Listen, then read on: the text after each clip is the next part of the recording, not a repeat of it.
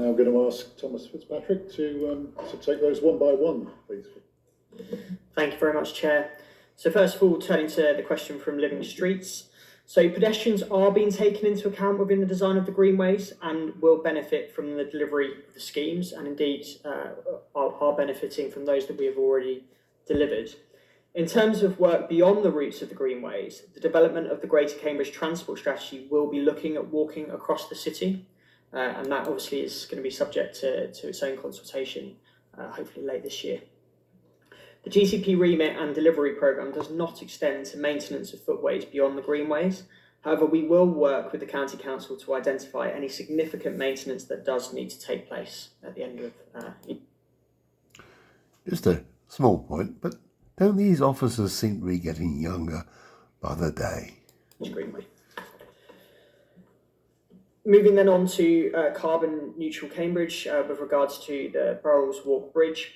At this stage, the proposal and kind of recommendation being brought forward is to work on design for the bridge, including kind of the approaches to the bridge. We will work with stakeholders and the design will be subject to consultation at an appropriate stage. Officers take on board the points made and they will be looked at as we take the design forward.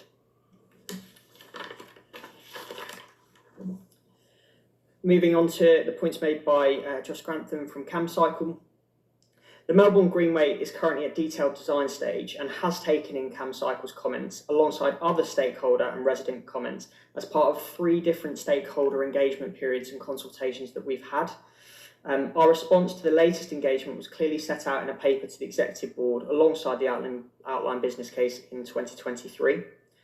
Changes are required to remove the red surfacing previously set out for the sections through Melbourne and Meldriff and replace them with physical measures such as flat top speed humps and priority narrowing, which will be undertaken instead. This is to support both villages' 20-mile-an-hour zones.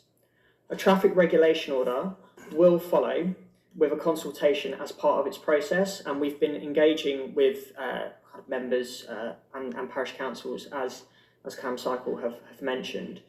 GCP meet regularly with CamCycle as part of our non-motorised user group, where Greenway... Yet again, CamCycle are the only people they seem to regularly meet with. Are there any other road user groups, apart from Cambridge Living Streets? There never seems to be anything associated to the motorist, the big bad motorist. Schemes are discussed and they have been involved in workshops on the design in the past. When the new designs are finalised, we will share the latest design on our website so that they will be available. Whose website? CamCycle's or the GCP's? Lastly, just turning to the question from Linda Wharf. We take on board the comments about including rights of way maps. The plans being talked about were shared with the stakeholder group, and we know that we will need to add those rights of way plans.